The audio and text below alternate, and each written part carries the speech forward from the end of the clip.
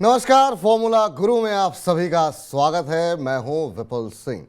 Formula गुरु में हर हफ्ते हम एक नई थीम के साथ आते हैं जिससे आपका पोर्टफोलियो न सिर्फ सुरक्षित रहे बल्कि उसमें लगातार बढ़ोतरी देखने को मिलती रहे।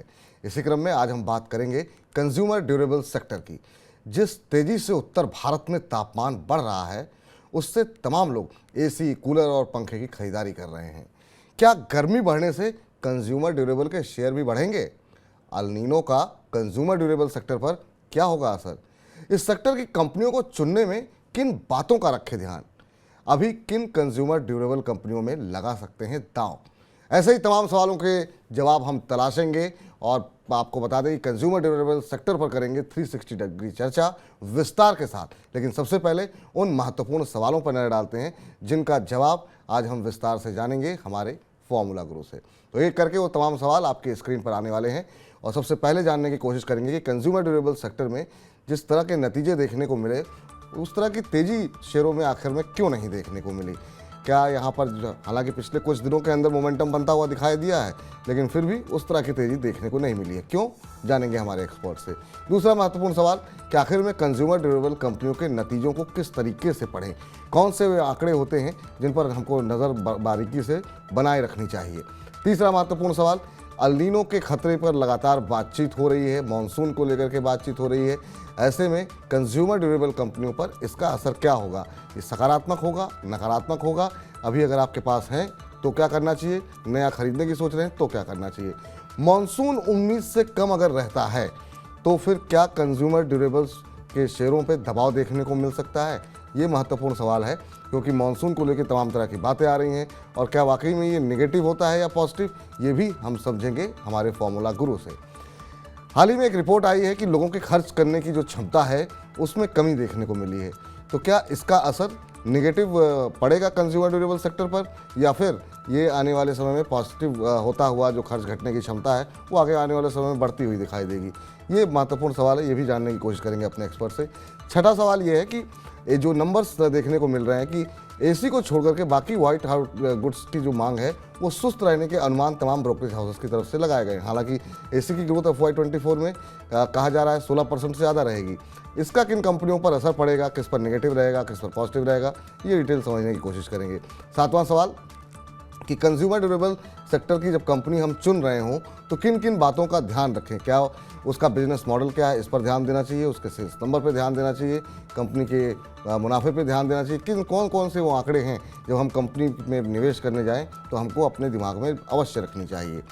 आठवां महत्वपूर्ण सवाल कि आखिर में अगर निवेश करना है तो किस तरह की कंपनी में करें, जो लार्ज कैप है उसमें करें, मिड कैप में करें या फिर स्मॉल कैप, कहाँ पे ज़्यादा पैसे बनते हुए दिखाई देंगे, ये हम आज अपने फॉर्मूला गुरु से समझने की कोशिश करेंगे।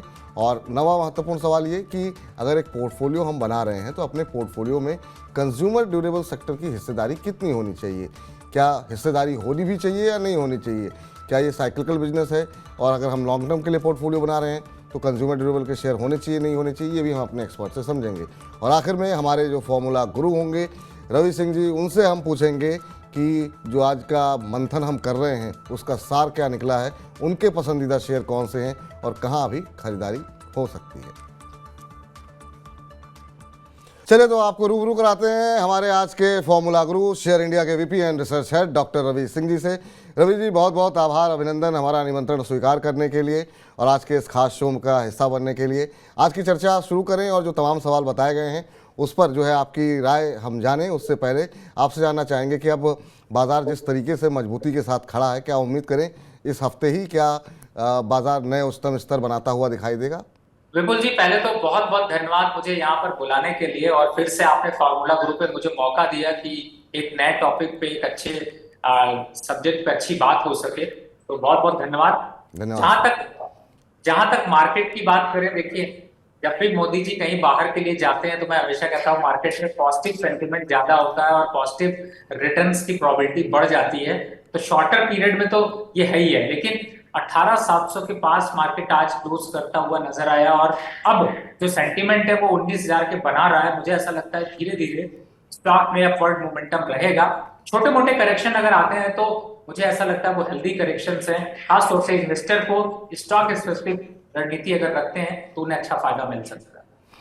तो स्टॉक स्पेसिफिक रणनीति बनाएंगे तो आपको ज़्यादा फायदा होगा। और रवि जी हर हफ्ते दोपहर 1 बजे आते हैं और अच्छे अच्छे शेयर बताते हैं, वो काफ़ी चलते हैं, तो उन पर नज़र रखिए। और आज जिस सेक्टर पर हम बातचीत कर रहे हैं उसमें समझते हैं कि क्या वैसे तो खरीदारी करनी चाहिए, नहीं करनी चाहिए, और आखिरी तक बने रहिए इस कार्यक्रम में, फिर आपको पता लगेगा कि आखिर में किन कंपनियों में खरीदारी की जा सकती है। पहला सवाल सर यही होगा कि आखिर में जो रिजल्ट्स हमने देखे ओवरऑल उम्मीद के आसपास ही रहे हैं रिजल्ट्स, तो लेकिन रैली उस तरीके से नहीं देखने को मिली। हालांकि कुछ एक शेयर ऐसे रहे जिन्होंने काफ़ी अच्छा प्रदर्शन किया, लेकिन जितनी तेज़ी हम देख रहे थे मिड कैप स्मॉल कैप में देखने को मिली थी, वो कंज्यूमर ड्यूरेबल सेक्टर की कंपनियों में नहीं मिली। क्या वजह मानते हैं आप?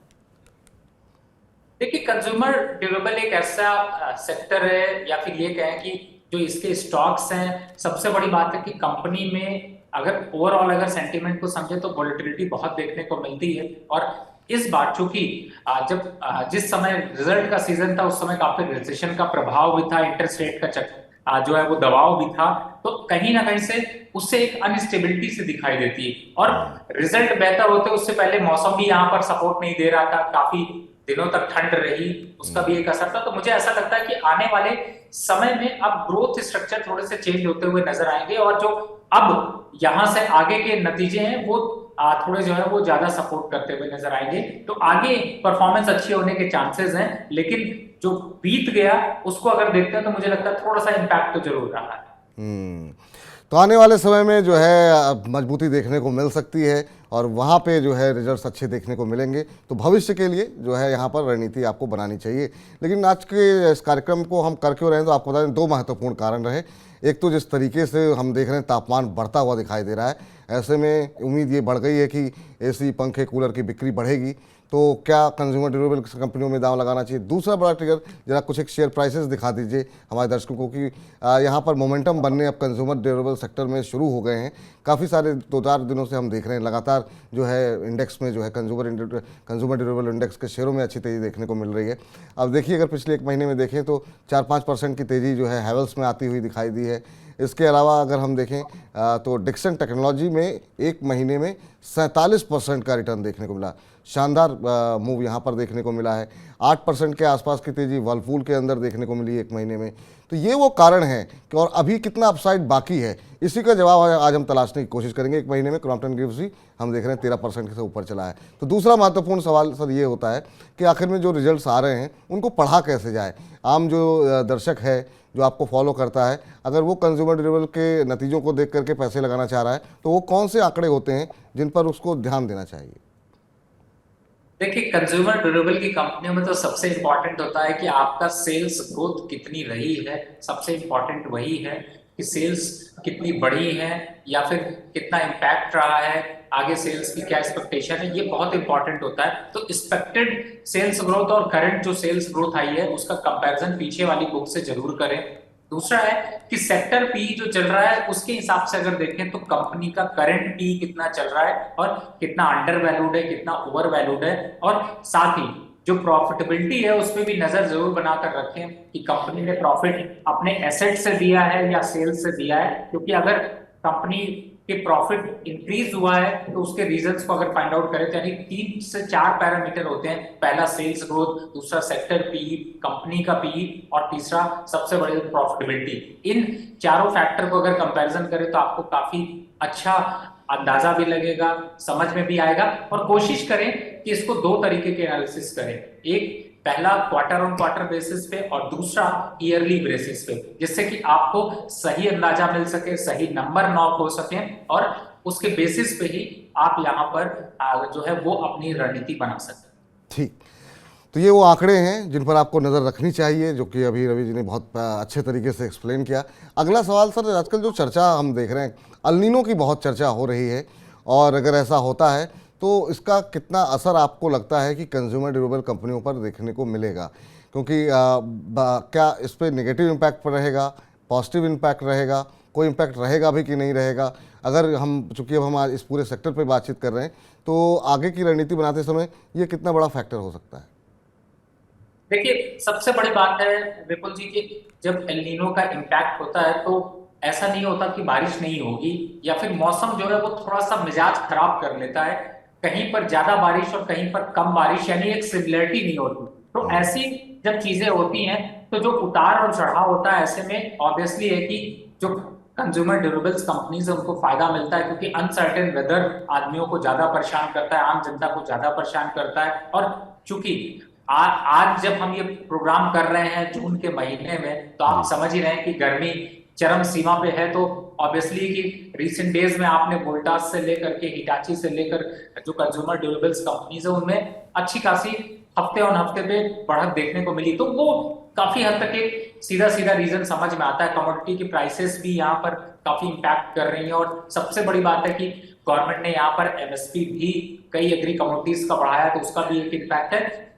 तो आने वाले समय में अगर एल नीनो रहता है तो उसका इम्पैक्ट खास तौर से कंज्यूमर ड्यूरेबल्स कंपनीज में थोड़ा पॉजिटिव इम्पैक्ट पड़ने के चांसेस बन जाते हैं। पॉजिटिव इम्पैक्ट रहेगा, ये रवि जी का मानना है। सर, एक इसी से जुड़ा हुआ एक सवाल है, वो आपसे जानना हम समझना चाहेंगे कि वो कौन से सेक्टर्स होंगे जिस पे आपको लगता है सबसे ज़्यादा नेगेटिव असर पड़ेगा, और वो कौन से सेक्टर होंगे जहां पर कि आपको पॉजिटिव असर दिखाई दे रहा है, जैसा कि आपने भी कंज्यूमर ड्यूरेबल का नाम लिया। अगर अल नीनो को लेकर के कोई जो खतरा जिसकी आशंका जताई जा रही है, अगर वो सही साबित होता है तो। देखिए, एल नीनो की वजह से सबसे बड़ी बात है कि जो खतरा होता है, तो कंज्यूमर ड्यूरेबल्स की डिमांड तो बढ़ती ही बढ़ती है, लेकिन जो सबसे बड़ा खतरा होता है वो एग्रीकल्चर की तरफ देखने को मिलता है, और उससे भी ज्यादा इन्फ्लेशन बढ़ता है। अगर इन्फ्लेशन बढ़ रहा है तो आप समझ सकते हैं कि बैंकिंग सेक्टर हो या फिर फाइनेंशियल सेक्टर हो, या फिर ये कहें कि जो इससे रिलेटेड अगर रियल एस्टेट है, आपके इन सेक्टर्स में ग्रोथ प्रोस्पेक्ट्स कम हो जाते हैं। तो आप अंदाजा लगा सकते हैं कि एल नीनो का इम्पैक्ट, आप इसको सिर्फ न्यूज के लिए ना देखें, इसका डे टू डे लाइफ में हमारे बहुत इंपॉर्टेंट फैक्टर है। और अगर एल नीनो ऐसे ही कंटिन्यू रहता है तो जो सेक्टर मैंने बताए हैं इन पे इम्पैक्ट होगा। और जहां तक मैं समझता हूं कि जो अगर इन्फ्लेशन बढ़ता है तो किसी भी कंट्री के लिए वो अच्छा नहीं होता, और उसका इम्पैक्ट सभी सेक्टरों में धीरे धीरे करके देखने को मिलेगा, और वो काफी हद तक एक निगेटिव असर डालेगा। तो एक तो अल नीनो की बात हो गई, और अल नीनो से ही जुड़ी बात है मानसून को लेकर के। और मानसून को लेकर के एक तरफ हम देख रहे हैं आईएमडी के जो आंकड़े हैं वो ये कहे जा रहे हैं कि सामान्य रहेगा। स्काईमेट की तरफ से कहा गया है कि जो है सूखे जैसी स्थिति भी देखने को मिल सकती है। अगर मानसून उम्मीद से कम रहता है तो इस सेक्टर के लिए क्या ये भी पॉजिटिव मानेंगे, क्योंकि गर्मी ज़्यादा रहेगी, तो कंज्यूमर ड्यूरेबल सेक्टर को लेकर के क्या आउटलुक होगा सर? देखिए, सबसे बड़ी बात है कि दो कॉन्ट्राडिक्टरी फैक्टर यहाँ पर होते हैं। देखिए, अगर एल नीनो पड़ता है तो एग्रीकल्चर ग्रोथ यहाँ पर कम हो जाती है, और एग्रीकल्चर ग्रोथ कम होती है तो इन्फ्लेशन बढ़ता है, और इन्फ्लेशन बढ़ता है तो वो बहुत ज्यादा किसी भी सेक्टर के लिए फायदेमंद नहीं होगा, पहला। दूसरा पॉइंट है कि अगर एग्रीकल्चर, देखिए जो हमारे खास तौर से कूलर की डिमांड है या फिर फैंस की जो डिमांड है, जो इलेक्ट्रिक आइटम्स की डिमांड है, वो अब टीयर 2 टीयर 3 सिटीज में काफी बढ़ी है, और कंपनियों ने उनको फोकस किया है। तो अगर एल नीनो का इम्पैक्ट रहता है तो मुझे लगता है टेम्परेरी तो फायदा दे सकता है, लेकिन लॉन्ग टर्म पे उसका इम्पैक्ट जो है वो निगेटिव होता हुआ नजर आएगा, और खास तौर से कंपनियों को यहाँ पर काफी सफर करना पड़ेगा। फंडिंग की जो दिक्कतें हैं वो बाहर आ सकते हैं। तो मुझे ऐसा लगता है कि अगर लंबे समय तक एल नीनो का इम्पैक्ट रहा तो वो निगेटिव होगा, शॉर्टर पीरियड रहा तो जरूर एक बार को फायदा देखने को मिल सकता है। ठीक। हाल ही में सर हमने देखी कि एक रिपोर्ट आई जिसमें कहा गया कि लोग खर्च कम कर रहे हैं, लोगों की खर्च करने की क्षमता घट रही है। क्या इस बात का असर इस सेक्टर पर भी पड़ता है, क्योंकि लोग अपनी अपनी जो खरीद है उसको कुछ समय के लिए टाल दें या ना लें? एसी लेने का मूड कर रहा है तो कूलर खरीद लिया, कूलर का बजट नहीं है तो पंखा ले लिया। क्या इस तरह की भी चीज़ें हो सकती हैं, या आपको लगता है कि अभी इतना ज़्यादा खराब स्थिति देखने को नहीं मिल रही है कि लोग खरीदारी नहीं कर रहे हैं? अब मुझे ऐसा लगता है विपुल जी, आप जो क्वेश्चन पूछ रहे हैं वो कहीं ना कहीं से सच्चाई है। दो तीन चीजें मैं हाईलाइट करना चाहूंगा। देखिए, जॉब के जो नंबर्स हैं, जिस तरीके से आजकल जॉब की सिचुएशन चल रही है, आईटी सेक्टर में डाउनफॉल देखने को मिल रहा है, उसकी वजह से भी, और लग्जरी को लोग कट आउट कर रहे हैं, तो वो एक इम्पैक्ट तो है ही है। और इसी वजह से सेल्स के नंबर्स पे भी उतना अट्रैक्शन नहीं देखने को मिल रहा है। इंडस्ट्री में अगर आप बात करेंगे तो आपको बहुत ज्यादा खुशी का माहौल नहीं दिखाई देगा। दूसरी तरफ बहुत जरूरत की चीजें ही लोग, जब ऐसा होता है तो थोड़ी कॉस्ट कटौती करते हैं। और चूंकि मैंने बताया कि जॉब को लेकर के खास तौर से जो कंज्यूमर ड्यूरेबल्स स्टॉक्स हैं, उनको ज्यादातर जो है वो एक मिडिल क्लास फैमिली जो है वो अफोर्ड ज़्यादा यूज करती है और ज़्यादातर जो डिमांड है वहीं से निकल कर आती है। अब चूंकि वहां पर जॉब सिक्योरिटीज थोड़ी सी कम है, आगे प्रॉस्पेक्ट्स अच्छे नहीं है, इन्फ्लेशन हायर नंबर्स पर है, तो ये सब इम्पैक्ट जो है वो बिल्कुल करता है। और इसी वजह से थोड़ी सी कॉस्ट कटौती भी आदमी करता है कि अगर एसी अभी नहीं लें, 2 महीने में बारिश हो जाएगी, जुलाई के बाद मौसम अच्छा हो जाएगा तो कूलर से काम चला लें। ये इम्पैक्ट बिल्कुल यहाँ पर इकोनॉमी में देखने को मिल रहा है। ठीक। अगला महत्वपूर्ण सवाल सर, एक और रिपोर्ट का ही हवाला है यहाँ पर कि FY24 में कहा गया कि एसी की डिमांड तो रहेगी, वो 16% से ज़्यादा रहेगी, लेकिन जो बाकी वाइट गुड्स हैं उनकी मांग सुस्त रहने के अनुमान दिखाए गए हैं।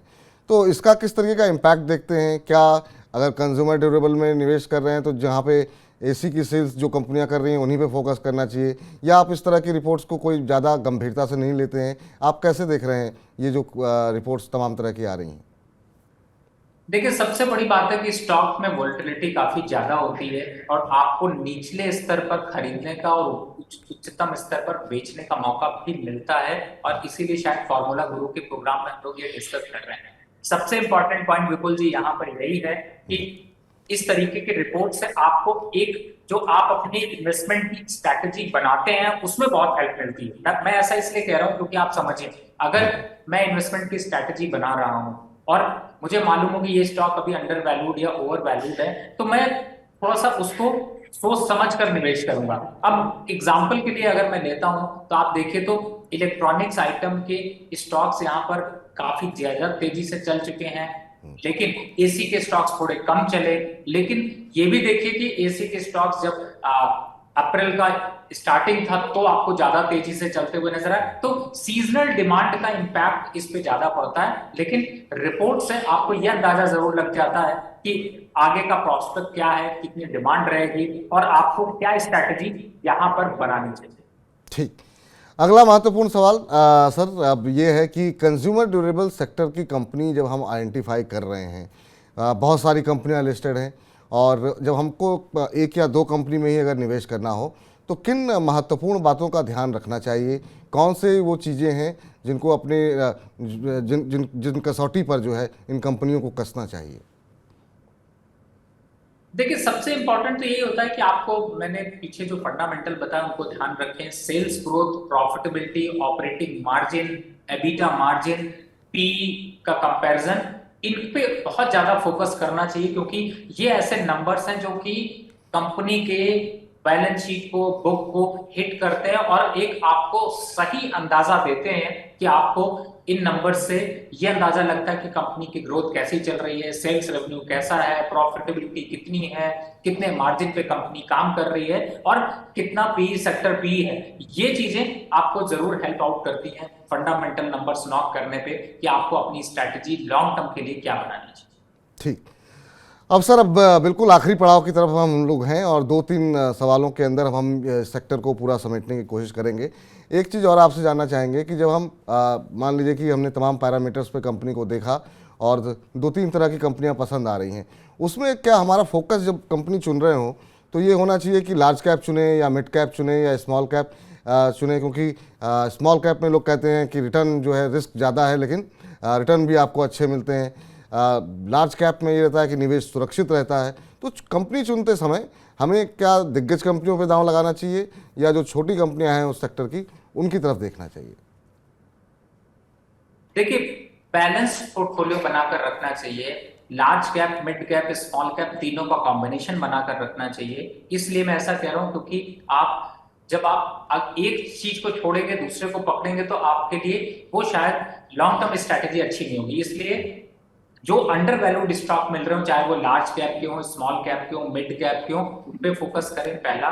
दूसरा, ग्रोथ प्रोस्पेक्ट किन में है, किन स्टॉक्स में ग्रोथ प्रोस्पेक्ट्स है। मिड कैप की कोई कंपनी है और अच्छे तरीके से नंबर्स नॉक कर रही है, अच्छी प्रॉफिटेबिलिटी ग्रोथ दिखा सकती है, तो आपको मिड कैप और स्मॉल कैप की भी स्टॉक्स को फोकस करना चाहिए। लेकिन जनरली जो रेशियो फॉलो किया जाता है वो 40% लार्ज कैप, 30% आपका मिड कैप और स्मॉल कैप को फोकस करके ही करना चाहिए।